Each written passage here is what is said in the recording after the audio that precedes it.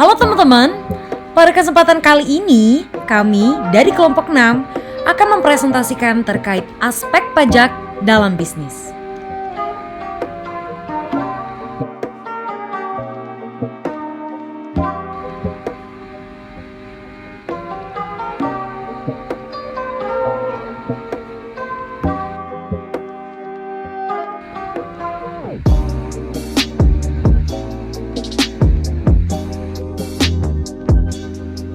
Aspek pajak dalam bisnis. Rasanya dunia bisnis itu nggak bisa dilepaskan gitu dengan yang namanya aspek pajak.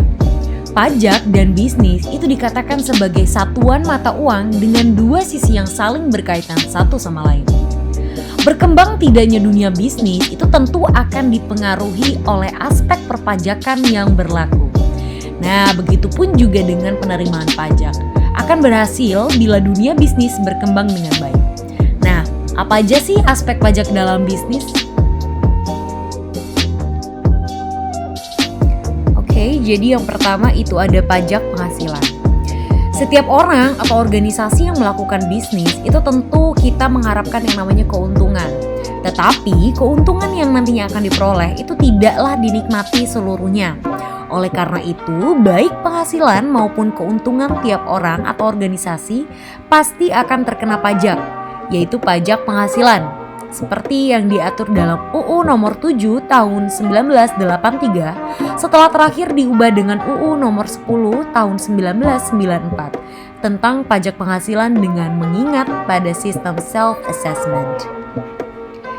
Objek yang akan terkena pajak penghasilan itu adalah penghasilan. Jadi pengertian penghasilan ini itu tidak hanya terbatas pada gaji, keuntungan, honorarium, tetapi juga lebih kepada pengertian secara luas, yaitu setiap tambahan kemampuan ekonomis yang diterima atau yang diperoleh wajib pajak, baik yang berasal dari Indonesia maupun luar Indonesia, yang dapat dipakai untuk konsumsi atau untuk menambah kekayaan wajib pajak yang bersangkutan dengan nama dan dalam bentuk apapun.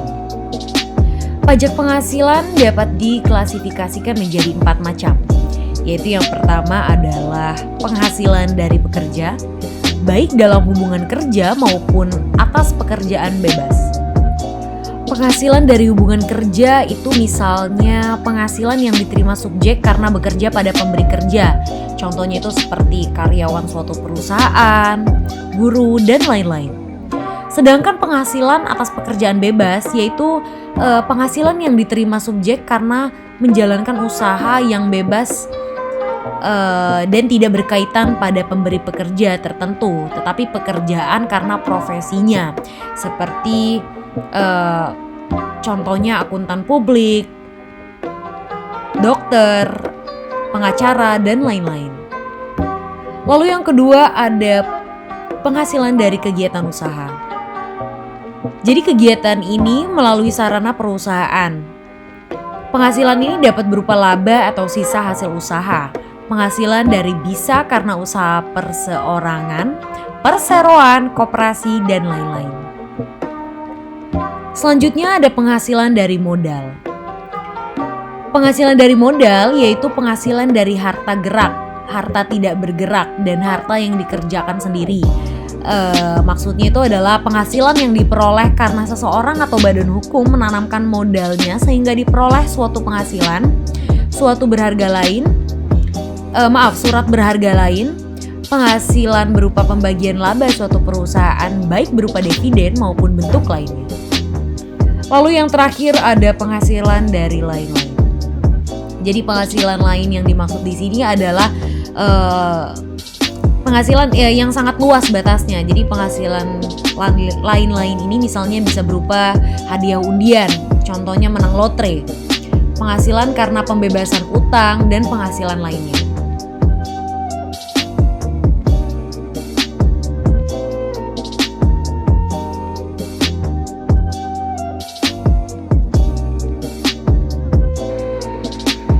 Pajak pertambahan nilai atau PPN. PPN adalah pajak yang dikenakan atas setiap pertambahan nilai dari barang atau jasa dalam peredarannya dari produsen ke konsumen. PPN termasuk jenis pajak tidak langsung. Maksudnya, pajak tersebut disetor oleh pihak lain atau pedagang yang bukan penanggung pajak, atau dengan kata lain penanggung pajak konsumen akhir, tidak menyetorkan langsung pajak yang ia tanggung. Mekanisme pemungutan, penyetoran, dan pelaporan PPN ada pada pihak pedagang atau produsen, sehingga muncul istilah pengusaha kena pajak yang disingkat PKP. Dalam perhitungan PPN yang harus disetor oleh PKP, dikenal istilah pajak keluaran dan pajak masukan. Pajak keluaran adalah PPN yang dipungut ketika PKP menjual produknya, sedangkan pajak masukan adalah PPN yang dibayar ketika PKP membeli, memperoleh, atau membuat produknya. Indonesia menganut sistem tarif tunggal untuk PPN, yaitu sebesar 10%. Dasar hukum utama yang digunakan untuk penerapan PPN di Indonesia adalah Undang-Undang Nomor 8/1983 berikut revisinya, yaitu Undang-Undang Nomor 11/1994 dan Undang-Undang Nomor 18/2000. Yang selanjutnya pajak bumi bangunan.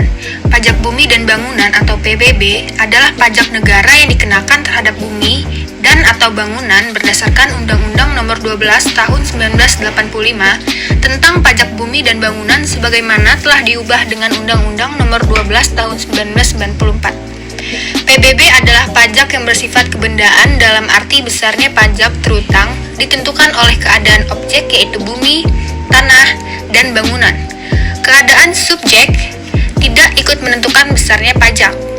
Objek PBB adalah bumi dan bangunan. Yang pertama, bumi. Permukaan bumi seperti tanah dan perairan dan tanah bumi yang ada di bawahnya. Contohnya sawah, ladang, kebun, tanah, pekarangan, tambang, dan lainnya. Lalu yang kedua, bangunan. Bangunan ini yaitu konstruksi teknik yang ditanamkan atau dilekatkan secara tetap pada tanah dan perairan di wilayah Republik Indonesia. Contohnya, rumah tempat tinggal, bangunan tempat usaha, gedung bertingkat, pusat perbelanjaan, jalan tol, kolam renang, anjungan minyak lepas pantai, dan lainnya.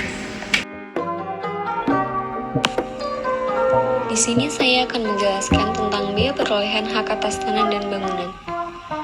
Biaya perolehan hak atas tanah dan bangunan adalah pungutan atas perolehan hak atas tanah dan bangunan. Pada dasarnya, objek dari biaya perolehan hak atas tanah dan bangunan adalah setiap upaya pemindahan hak atau pemberian hak atas tanah dan bangunan. Objek biaya perolehan terdiri dari yang pertama, pemindahan hak yaitu seperti jual beli, tukar menukar, hibah wasiat, pemasukan dalam perseroan atau badan hukum lain. Yang kedua, pemberian hak baru yaitu kelanjutan pelepasan hak dan di luar pelepasan hak. Perolehan hak atas tanah dan bangunan ini berlaku bagi kepemilikan dengan status sertifikat hak milik, hak guna usaha, hak guna bangunan, hak pakai, dan hak pengelolaan. Yang terakhir itu ada pajak atas biaya materai. Salah satu jenis pajak yang tidak bisa kita lepaskan dari dunia bisnis ialah jenis pajak biaya materai.